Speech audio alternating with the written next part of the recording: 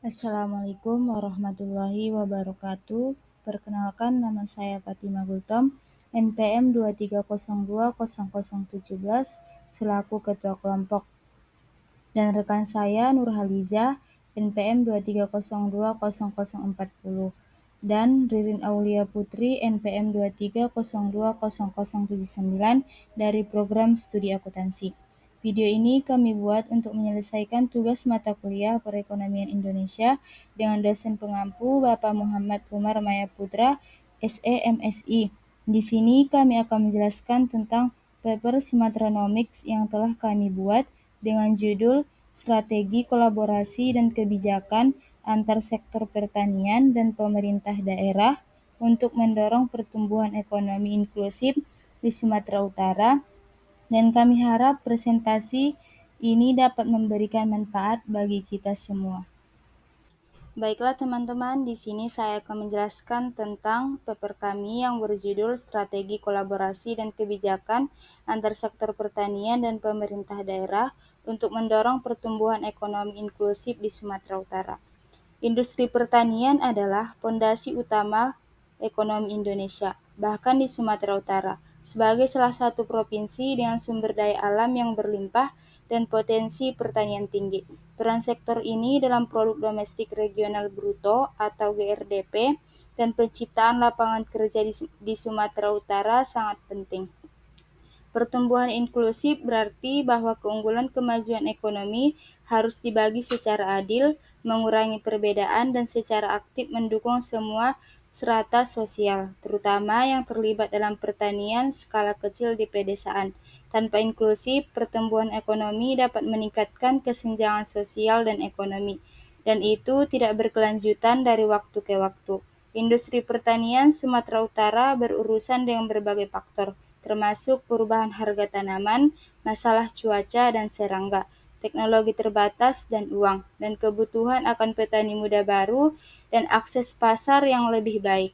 Masalah-masalah ini tidak dapat diperbaiki hanya dengan satu sisi. Di sini adalah pentingnya rencana kerja sama antar industri. Selain itu, pentingnya aturan administrasi regional sangat tinggi. Kebijakan yang fleksibel dapat disesuaikan dan mendukung kesehatan dan keadilan jangka panjang sangat penting untuk mengembangkan lingkungan yang mendorong ekspansi pertanian.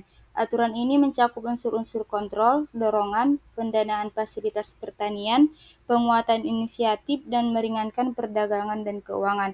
Oleh karena itu, penelitian ini menunjukkan bahwa untuk mencapai pertumbuhan ekonomi yang inklusif di sektor pertanian Sumatera Utara, pemeriksaan menyeluruh diperlukan pada pelaksanaan strategi kolaborasi dan bagaimana kebijakan pemerintah daerah, baik membantu atau menghalangi inisial ini berdasarkan pada keadilan ekonomi.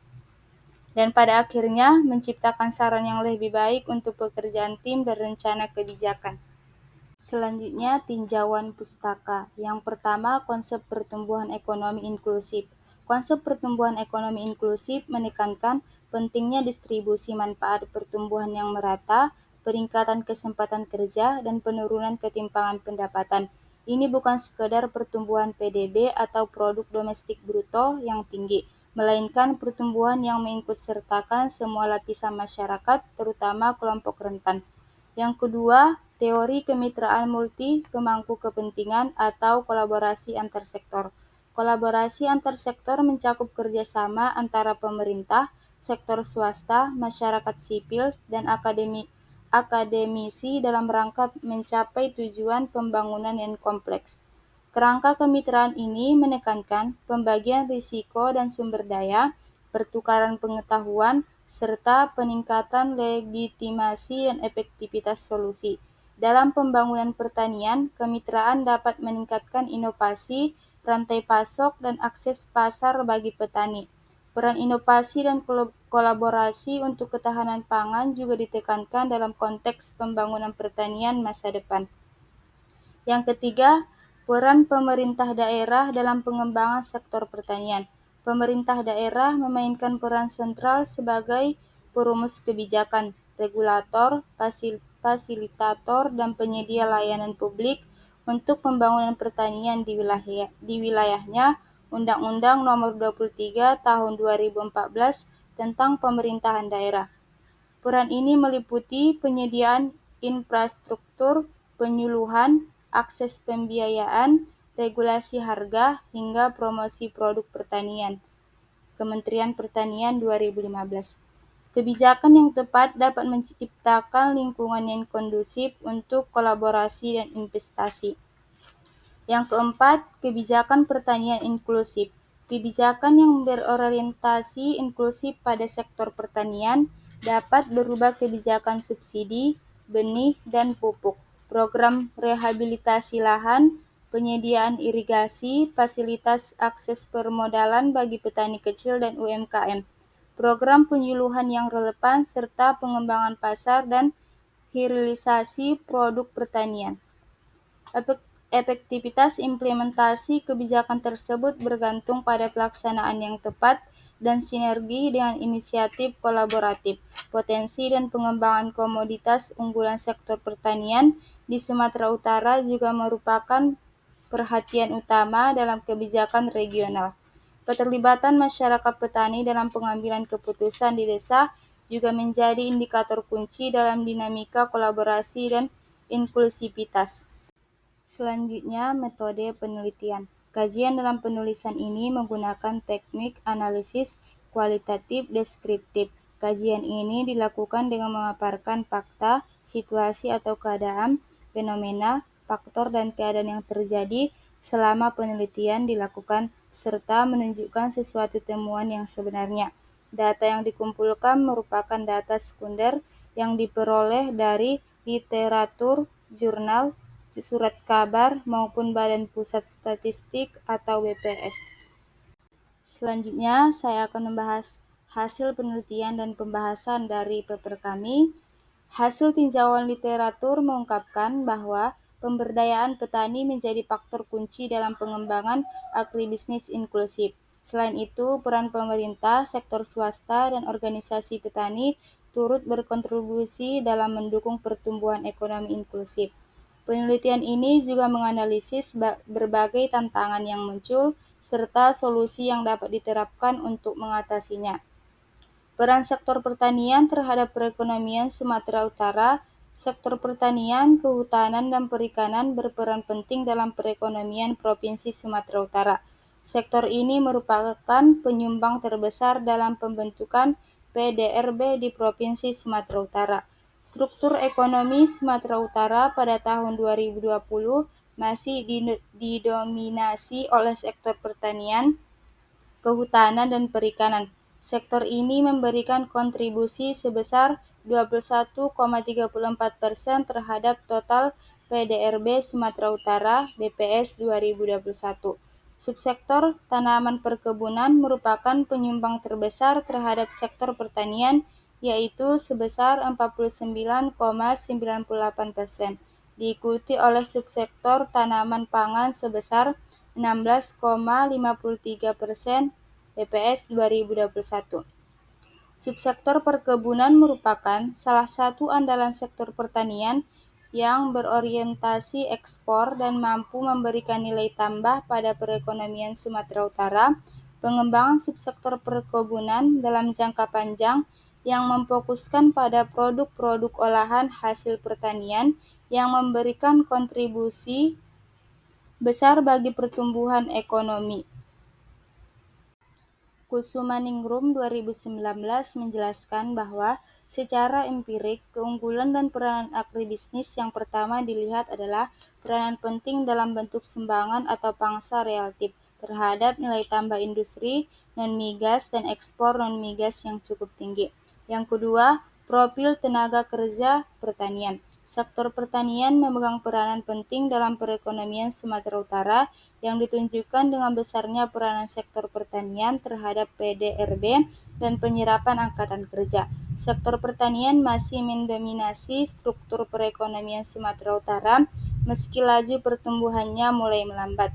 Besarnya kontribusi sektor pertanian terhadap perekonomian Sumatera Utara juga diindikasikan dengan peranan sektor pertanian terhadap penyerapan tenaga kerja. Hal ini didukung fakta bahwa sektor pertanian masih bersifat padat, karya dibandingkan dengan padat modal. Berdasarkan hasil survei Angkatan Kerja Nasional atau Sakernas, kondisi Agustus tahun 2020 sebanyak 2,42 juta orang atau 35,43% tenaga kerja terserap di sektor pertanian, kehutanan, dan perikanan (BPS 2021). Determinan Angkatan Kerja Sektor Pertanian. Sektor pertanian berperan penting dalam peningkatan pertumbuhan ekonomi di Sumatera Utara. Sektor pertanian juga berperan dalam penyerapan angkatan kerja di Sumatera Utara. Penyerapan tenaga kerja di sektor pertanian relatif cukup besar dibanding sektor industri dan sektor lainnya. Hal ini mengindikasikan bahwa keberadaan sektor pertanian memiliki andil yang sangat besar dalam menciptakan lapangan kerja dan mengurangi pengangguran di Sumatera Utara. Tingginya penyerapan tenaga kerja di sektor pertanian mengindikasikan bahwa keberadaan sektor pertanian tidak hanya dapat mengatasi jumlah pengangguran, namun juga menjadi penggerak perekonomian masyarakat secara umum. Beberapa penelitian terdahulu menyimpulkan bahwa wilayah dengan karakteristik khas agraris, kontur daratan tinggi, dan didominasi oleh wilayah pertanian, perkebunan, dan kehutanan mempunyai nilai TPT yang rendah. Hal ini diduga karena tingginya serapan angkatan kerja pada sektor pertanian. Selanjutnya adalah kesimpulan dan saran. Yang pertama itu kesimpulan. Sektor pertanian, kehutanan, dan perikanan tetap menjadi tulang punggung ekonomi Sumatera Utara. Terlihat dari sumbangannya yang besar pada PDRB dan jumlah tenaga kerja yang terserap, meskipun laju pertumbuhannya mulai melambat. Ketiga subsektor ini masih mendominasi struktur ekonomi daerah ini.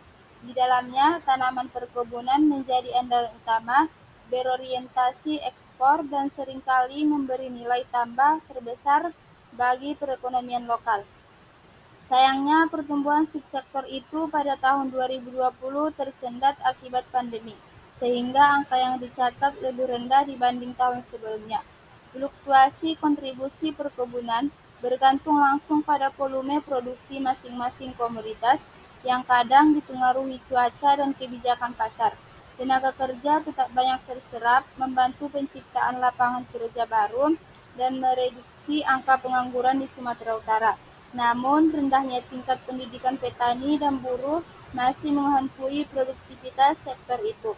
Dari hasil uji coba upah minimum provinsi atau UMP dan nilai tukar petani atau NTP, keduanya berpengaruh nyata terhadap penyerapan.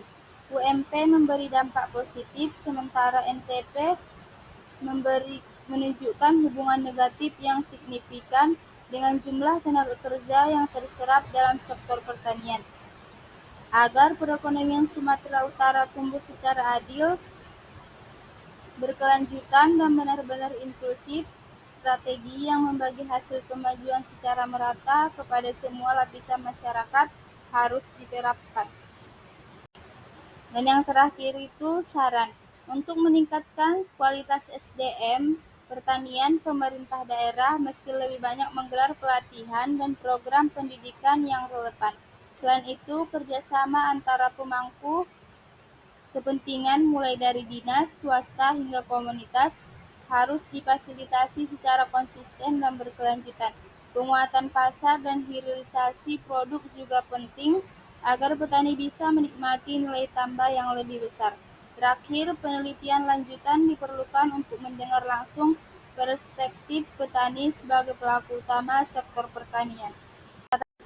Terima kasih atas perhatian dan kesempatan untuk mempresentasikan penelitian kami tentang strategi kolaborasi antara pertanian dan peran kebijakan pemerintah daerah dalam mendorong pertumbuhan ekonomi yang adil dan berkelanjutan di Sumatera Utara.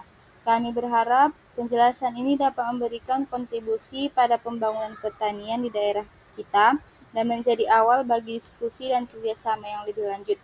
Semoga kita dapat bersama-sama membangun pertanian yang lebih baik dan meningkatkan kesejahteraan masyarakat.